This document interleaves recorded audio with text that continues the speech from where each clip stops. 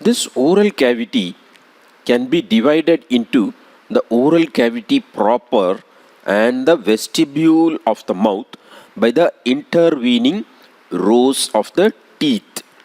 That is the alveolar process, the teeth, and also the gums of the maxilla as well as the mandible. Okay, so that divides the oral cavity into the oral cavity proper, which is present within the upper and lower row of the teeth and the alveolar process, and between the rows of the teeth and the mucous membrane covering the cheeks is your vestibule of the mouth. Okay, so the vestibule of the mouth is again bounded laterally by the lips and the cheeks, and medially by the teeth, alveolar process, and the gums. Now, you know what opens into the vestibule of the mouth? It actually receives the opening of the parotid duct at the upper second molar tooth. Okay, so the vestibule of the mouth is actually receiving the opening of the parotid duct.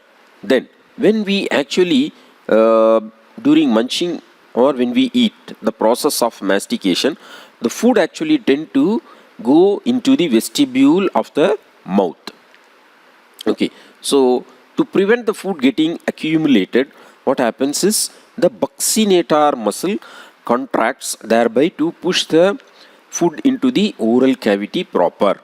Then, now, when you actually close the mouth, when both the rows of the teeth are actually in close approximation, okay, when the mouth is actually close approximation, what happens is there's oral cavity proper is shut off from the vestibule. Okay, but there is a gap behind the third molar tooth.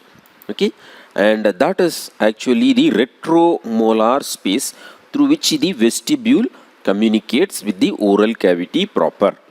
Okay, so that space which is behind the third molar tooth is the retromolar space through which the vestibule communicates with the oral cavity proper.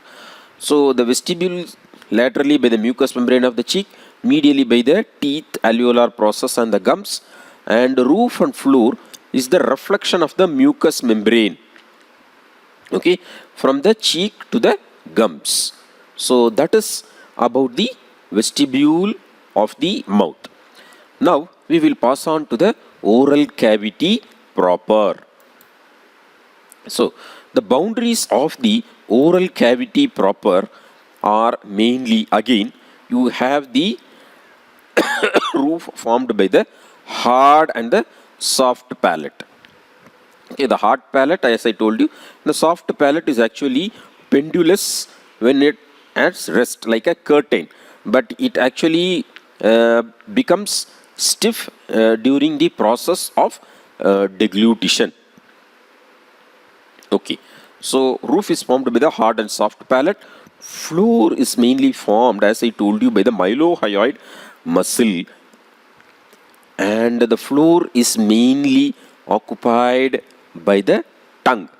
Okay, so floor is mainly occupied by the tongue, and deep to the tongue or below the tongue you have the sublingual area, so which is covered by the